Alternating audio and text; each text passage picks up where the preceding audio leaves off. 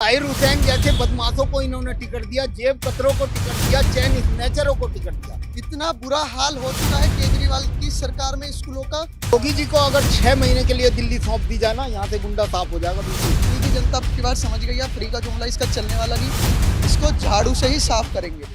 आतिशी जी ने किसी आतंकवादी का साथ नहीं दिया, ना ही किसी की पैरवी की। मैंने तो आज तक अभी तक सुना नहीं कि गोपाल राय के ऊपर कोई आलछन लगा हो।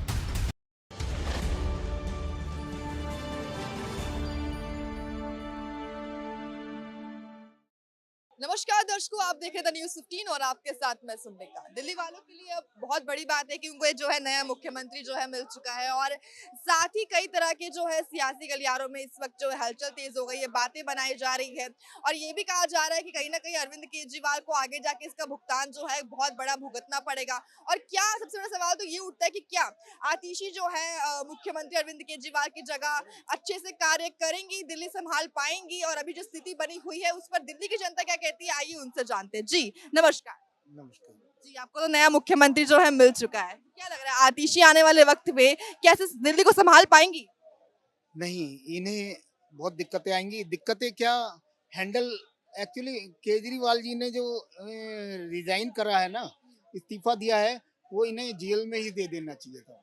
इन्होंने समय को बहुत खींचा है, तो इन्हें समय मिल गया। इन्होंने क्या अंदर रणनीति चलाई जो कि इन्हें आतिशी जी को क्या नाम ये मुख्यमंत्री पद के लिए का दावेदार बनाया।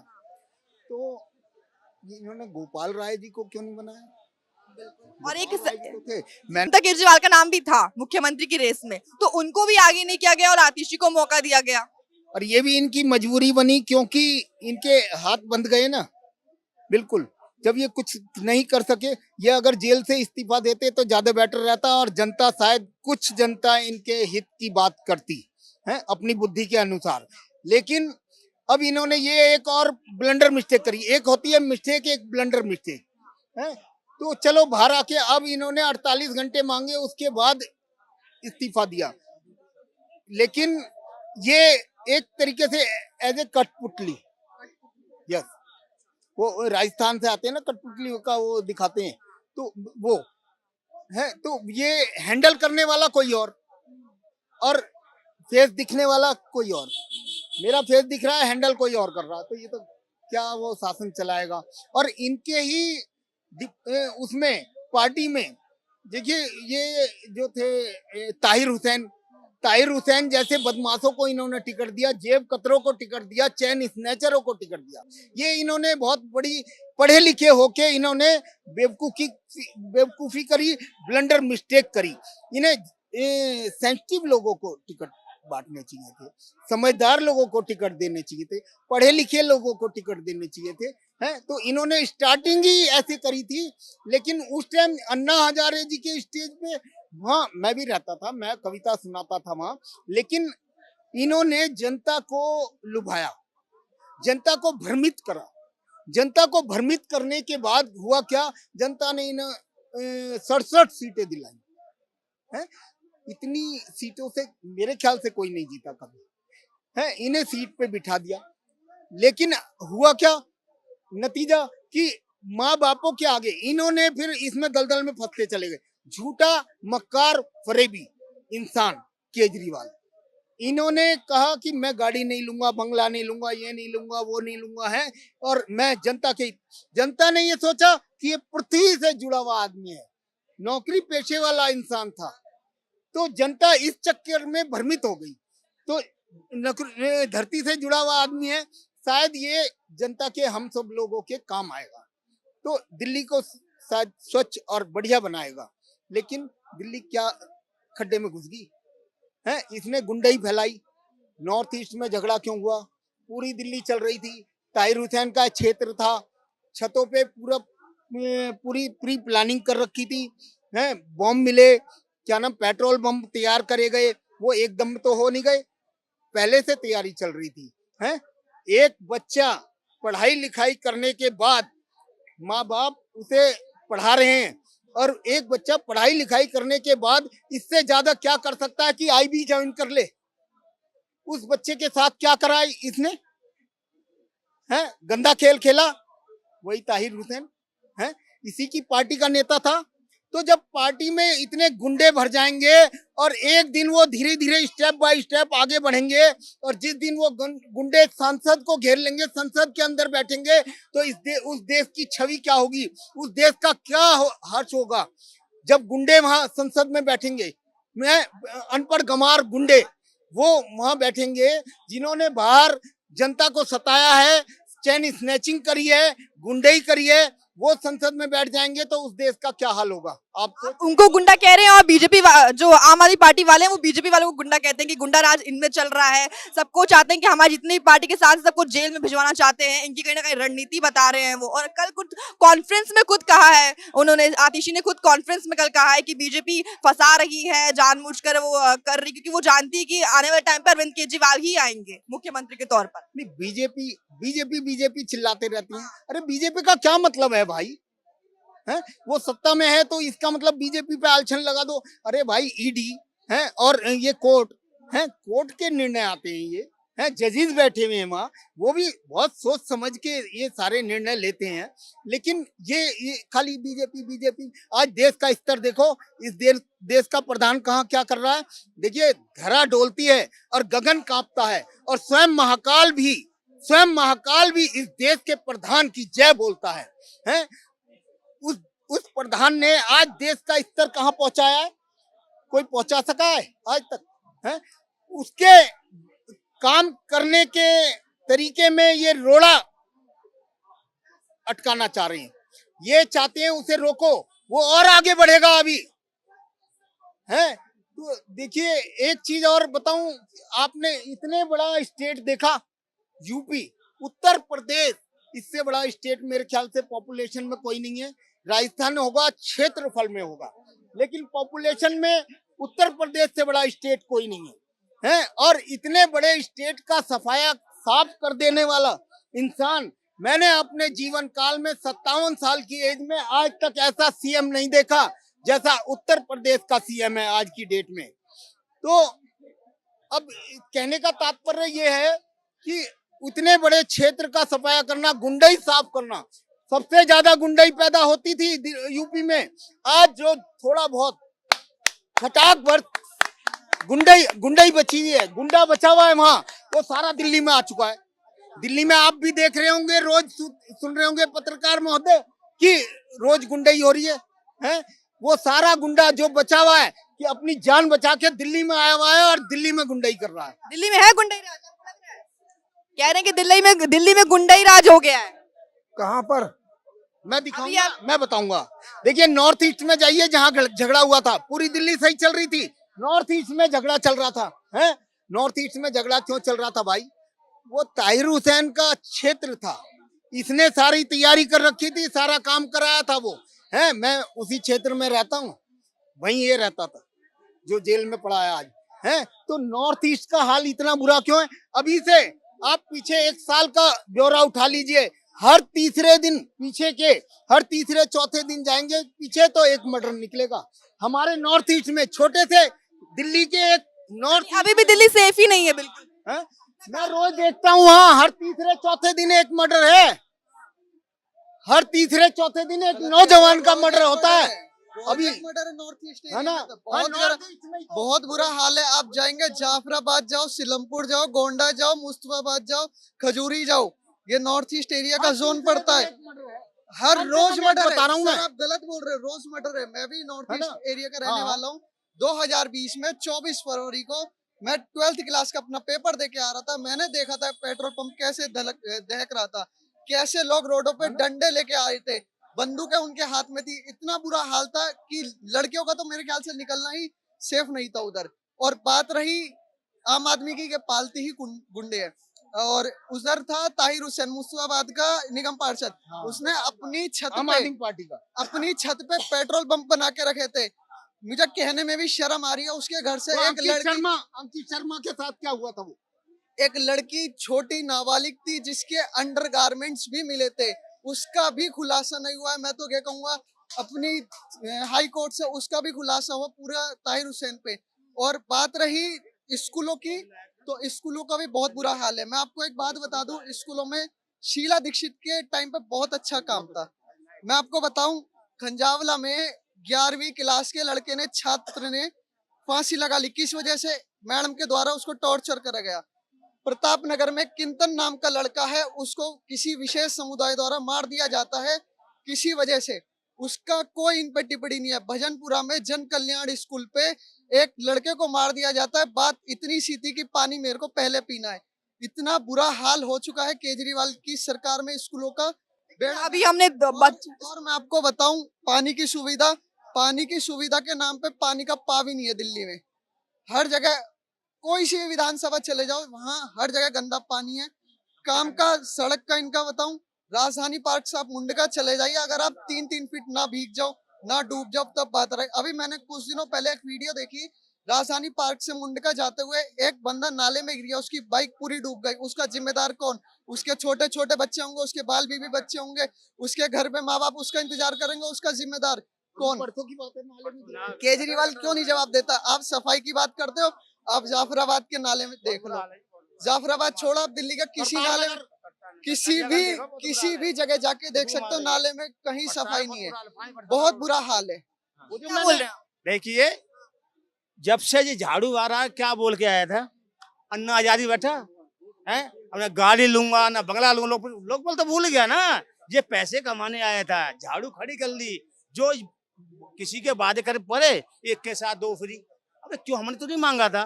छोटी दारू बुला रहा, बस क्यों तो लेटर फ्री घुमा रहा है, पैसे हम दे रहे हैं। जब तू घोटाला करा है, सारे बंदे जेल में गए, तो क्यों नहीं जा रहा तू भाई? कुछ तो घोटाला का, अब तू इस्तीफा दे रहा है और फिर कहता है मैं जेल में चलाऊंगा। अब कौन सा तू खोलेगा जेल में? सारे तो काम थे, फाल जेल में जाएंगे। ये घोटाला करा है, अभी पानी भर जाता है, इतने कोरोना में कितने आदमी मर गए, इसके बाद कुछ भी नहीं। अब विदेश जाता है इलाज कराने के लिए, तो कुत्ता बात है, इसको कोई नहीं चाहता। ये गेम खेला, गेम। दिल्ली के कई इलाके ऐसे मौजूद है जहाँ पे ध्यान दिया ही नहीं गया, नजरअंदाज कर दिया गया। यस यस, देखिए वो जो यूपी वाला मामला था ना, कि योगी जी जैसे बाबा वहाँ बैठे हैं, तो वहाँ सफाई हुई इतने बड़े स्टेट की, तो योगी जी को अगर 6 महीने के लिए दिल्ली सौंप दी जाए ना, यहाँ से गुंडा साफ हो जाएगा बिल्कुल। और मैं तो कहता हूँ कि देखो, क्या नाम, जब पहले क्या था कि त्रेता युग की बात बता रहा हूँ, कि पहले होता क्या था, हम छोटे थे तब भी, क्या नाम, ये योगी जो होते थे पर्वतों में जब तप और यज्ञ किया करते थे, हैं? कोई पृथ्वी पे ऐसे नहीं आता था, लेकिन मजबूरी बन गई। जब जब पृथ्वी पे अत्याचार बढ़े हैं, तब तब उन्हें बाबाओं को नीचे उतर के आना पड़ा है। तो ये जिस दिन कम से कम 10, 15, 20 योगी ऊपर से उतर के आके पर्वतों से और संसद में बैठ जाएंगे, इस देश का उद्धार हो जाएगा। तो इसी पे कहना चाहूंगा कि ऋषि मुनि जो जब तब यज्ञ किया करते थे, ऋषियों के यज्ञों की ज्वाला बदला लेने को भड़की है। ऐसे ही नहीं उतर के आ रहे वो नीचे, ऋषियों के यज्ञों की ज्वाला बदला लेने को भड़की है। हाँ हाँ, प्रतिघात आज होगा इंद्रासन वाले पापों का, सुरमंडल के, मुनि मंडल के, गौमंडल के संतापों का। अपनी प्रतिहिंसा की पीड़ा अब शीघ्र मिटाएगी पृथ्वी, असुरों के ताजे लहू से जी भर कर नहाएगी पृथ्वी। इसलिए समझ जाए ये सब, ये जो चाय चाय चाय चाय कर रहे हैं ना, इसलिए समझ जाए ये सब कि अब मोदी आगे बढ़ रहा है, और उत्तर प्रदेश में योगी जी के कालजीत धनुष पे शायद जगजीत चढ़ रहा है। ये देखिए, मेन जो ये भाई साहब बता रहे हैं, ये basically he is talking about the George Soros. George Soros America का one of the richest person है, ओके। और उनको एक मिशन एंड विज़न है कि हिंदूवादी सरकार जो भारत में चल रही है मोदी की और बीजेपी की, और उसको ख़त्म करो, उसको स्कटल करो, डाउन ट्रोडन करो, ख़त्म कर दो। तो इसीलिए इंडी अलायंस बनाया गया। नॉर्थ साउथ ईस्ट वेस्ट के सब तमाम जो गुंडे, क्रिमिनल, बदमाश, खचोड़े भचोड़े हचोड़े टाइप के लोग थे, हरामी टाइप के लोग थे, सबको एकजुट किया गया। देशद्रोही टाइप के लोग थे, सबको एकजुट किया गया, और उन्होंने जो एक गठबंधन बनाया गया, तो उसका नाम रखा गया इंडी अलायंस, ठीक है ना। और सवाल ये है कि अभी जो सबसे बड़ा जो ठगने वाला सवाल चल रहा है देश में, 2 चल रहा है, दोनों जो दुनिया का सबसे ठगने वाला सवाल है, माने दिन दहाड़े डकैती करने वाला सवाल है। एक सवाल अरविंद केजरीवाल खुद ताल ठोक कर रहे हैं कि देखो जी मैं आ गया और हमने इस्तीफा देकर हमने महिला सशक्तिकरण के लिए मातिशी आली क्या नाम है आतिशी मलिका को मैंने बना दिया। हाँ, और मैं अपनी ईमानदारी का सर्टिफिकेट जनता के सामने से लाऊंगा, तब मैं फिर से मुख्यमंत्री बनकर आऊँगा, आपका बेटा हूँ मैं दिल्ली का।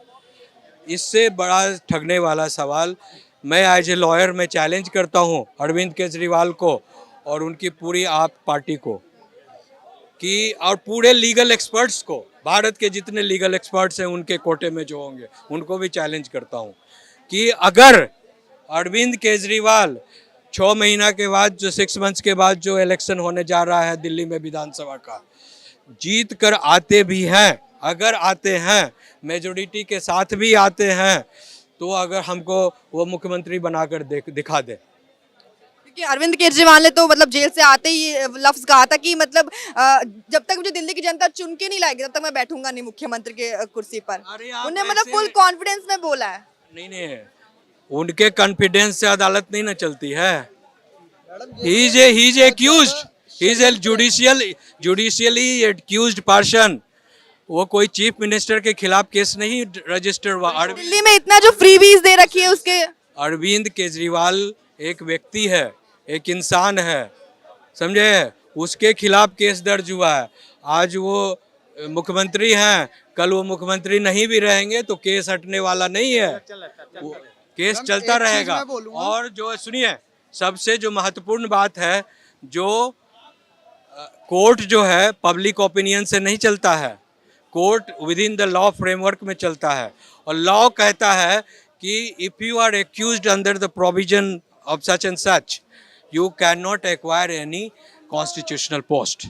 ठीक है, तो अरविंद केजरीवाल अगर वो जीत कर आते भी हैं अगले 6 महीने के बाद तो कहाँ से और कैसे बन जाएंगे मुख्यमंत्री भाई? कौन बना देगा उनको मुख्यमंत्री? मैं बता रहा हूँ कौन बना देगा मैं बता और रहा हूँ कैसे ना। बना देगा? ये मैं बता रहा हूँ ये कैसे बनेंगे। हाँ। ये बहुत शातिर दिमाग का है, आपको पता होगा, इसने आईआईटी क्रैक कर रखी है, बहुत पढ़ा लिखा बंदा है, ये है इंजीनियर। इसका दिमाग मैं बताता हूँ, इसने दिल्ली की जनता पे दिमाग पे टारगेट करा एकदम।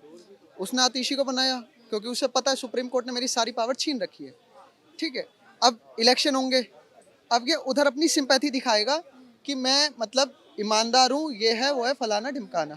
ये लोगों का माइंड वॉश करेगा कि उसको बाद जो इस पे मतलब केस लगे ना उसको दबा के अपने आप को दोबारा सीएम बनाएगा। ये वही काम कर रहा है, ये लोगों का माइंड वॉश कर रहा है, उसको टारगेट करके कि दोबारा से सीएम बनेगा। बट दिल्ली की जनता की बात समझ गई है, फ्री का जुमला इसका चलने वाला नहीं, इसको झाड़ू से ही साफ करेंगे। आपने फ्रीबीज की बात की तो, लेकिन ये एक पार्टी का नहीं है फ्रीबीज वाला सिस्टम, ये हर पार्टी का चालू हो रहा है अब।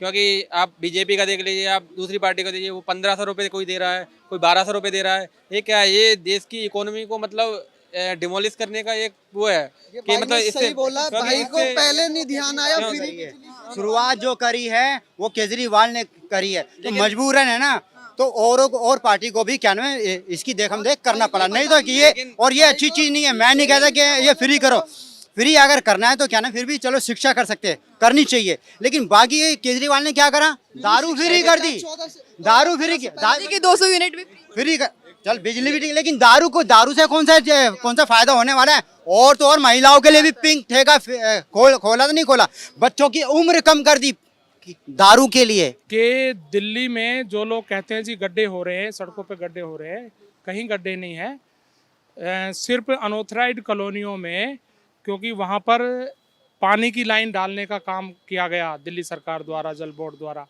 उसके बाद फिर सीवर लाइन डालने का काम किया जा रहा है। 1800 अनऑथराइज्ड कॉलोनियाँ हैं, उनमें से लगभग 1400 अनऑथराइज्ड कॉलोनियाँ जिन पर कोई सेंट्रल गवर्नमेंट के कोई प्रतिबंध नहीं है, उन सब में सीवर लाइन डालने का काम हो चुका है। तो अब वहाँ पे सड़कें बनाई जा रही हैं, जहाँ जहाँ सीवर डल गए वहाँ पे सड़कें बनाई जा रही हैं। तो नेचुरल थोड़ा सा जब डेवलपमेंट वर्क होता है तो थोड़ा सा असुविधा रहती है, लेकिन गड्ढे वैसे कहीं नहीं है। जो लोग आरोप लगाते हैं वो सिर्फ निराधार आरोप लगाते हैं। तो एक क्वेश्चन आपका था कि पानी गंदा आ रहा है, जल बोर्ड की गंदगी के लिए भी काफी लोग यदि कहीं भी गंदा पानी आता है, मैं खुद दिल्ली जल बोर्ड का काम देखता हूँ सरकार की तरफ से, कहीं भी गंदा पानी आता है शिकायत करने के 1 घंटे के अंदर व्यक्ति वहां पहुंच जाता है चेक करने के लिए कि गंदा पानी आ रहा कि नहीं आ रहा। यदि गंदा पानी आ रहा तो उसकी खुदाई करके जहां भी कहीं पानी की लाइन और सीवर लाइन मिक्स होती है कई जगह, वहां पर ऐसी समस्या आती है तो उसे दूर किया जाता है। ऐसा थोड़ी कि गंदा पानी। अभी कुछ महीनों पहले ही हमने देखी पानी की इतनी किल्लत दिल्ली में महसूस की गई है। पूरे मतलब खबर पे खबर आई जा रही थी, काफी महीनों भर चली ये खबर कि कितनी टैंकर्स आ रहे हैं, टैंकर माफिया जो है वो पानी पहले ही ले लेते हैं और बाकी लोगों को पानी मिल ही नहीं पाता था। बहुत काफी पानी की तो दिक्कतें काफी दिल्ली में हुई हैं। देखिए मैं बता रहा हूँ आपको, कोई टैंकर माफिया नहीं है, फ्री टैंकर सबको दिया जाता है। जैसा कि मैंने बताया कि मैं दिल्ली जल बोर्ड का काम देखता हूँ, जहाँ भी पानी की मान लो कहीं दिक्कत आती है, किसी दिन पानी नहीं आया लाइन में, तो टैंकर द्वारा वहाँ पानी उपलब्ध कराते हैं हम लोग। कोई ऐसी दिक्कत नहीं है।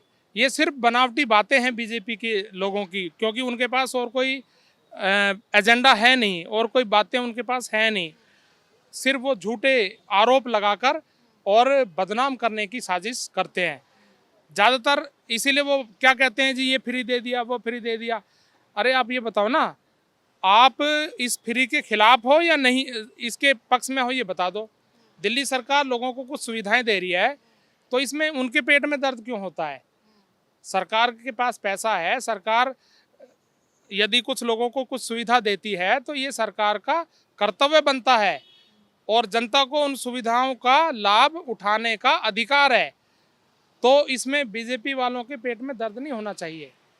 कल एक स्वाति मालीवाल का वीडियो भी आपने देखा होगा। पहले वो खुद आम आदमी पार्टी की सदस्य थी और अब देख रहे हैं कि किस तरह से उन्होंने कहा है कि एक ऐसी औरत को जो है मुख्यमंत्री बना दिया गया है जिन्होंने आतंकवादी का साथ दिया था, जिनकी फैमिली ने एक आतंकवादी का साथ दिया था उसे फांसी से बचाने के लिए।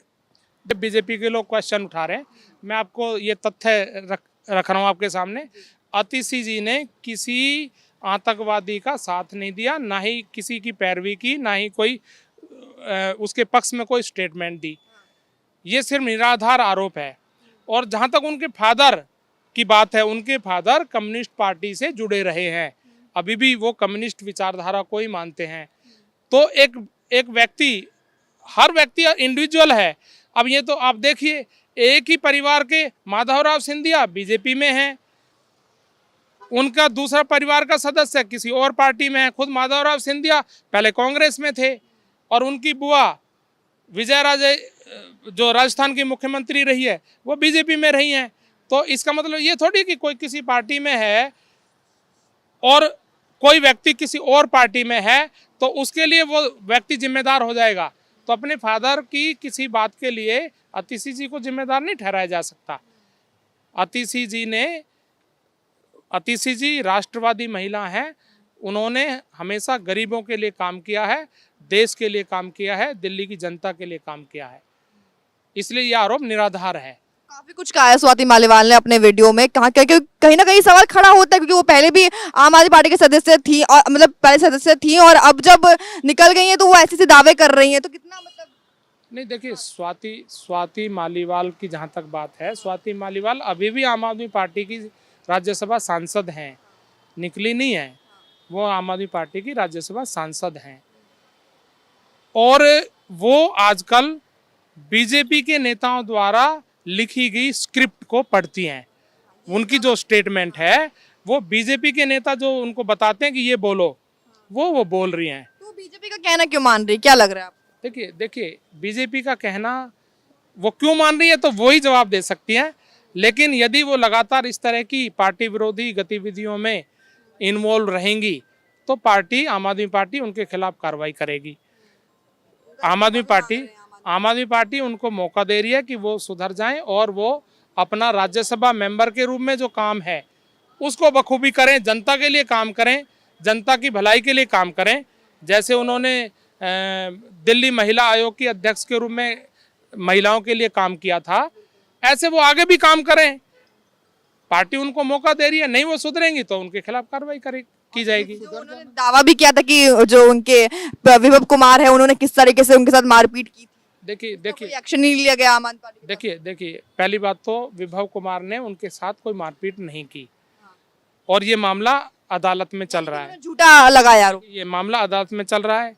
भाई उन्होंने शिकायत की, स्वाति मालीवाल ने शिकायत की विभव कुमार के खिलाफ, FIR दर्ज हुई, मामला कोर्ट में चल रहा है।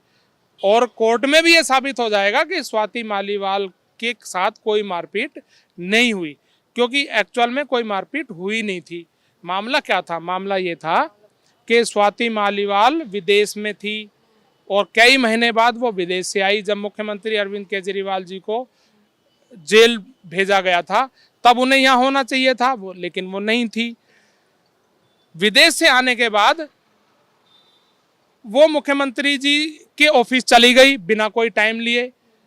मुख्यमंत्री जी उस दिन व्यस्त थे, उन्होंने अपने पीए विभव कुमार को कहा कि आज मैं नहीं मिल पाऊंगा, इसलिए स्वाति मालीवाल को बोल दो कि आज मीटिंग नहीं हो पाएगी, फिर किसी दिन आए। लेकिन स्वाति मालीवाल अड़ गई। वो विभव कुमार को, ये वीडियो भी है, वीडियो में वो विभव कुमार को धमका रही हैं। वो कह रही हैं कि तू जानता नहीं, मैं आम आदमी पार्टी की बहुत पुरानी नेता हूँ, मैं सांसद हूँ और मैं तुझे सबक सिखा दूंगी, मैं तेरे खिलाफ ये कर दूंगी, तेरी औकात क्या है। ये वीडियो है। जब ये सारी बातें उसने की तब भी विभव कुमार ने कोई गलत बयानी उनके खिलाफ नहीं की। मारपीट तो दूर की बात है, कोई गलत स्टेटमेंट भी नहीं दी। ये वीडियो में सारी चीजें हैं। तो ये सिर्फ एक बनावटी बातें हैं स्वाति मालीवाल। कितने सहमत है आप इनके बात से? क्या लग रहा है? नहीं, मैं एक चीज़ है, स्वाति मालीवाल जो मैं भी काफ़ी टाइम से देख रहा हूँ दिल्ली में, जो महिला आयोग की अध्यक्षा रही और क्या नाम महिलाओं के लिए जंग लड़ती रही हैं, और सीएम केजरीवाल जी उनके परिसर में अगर उनके साथ ये सब होता है, मारपीट होती है, तो वो कैसे सीएम हैं? और उन्होंने कोई एक्शन लिया उस टाइम है?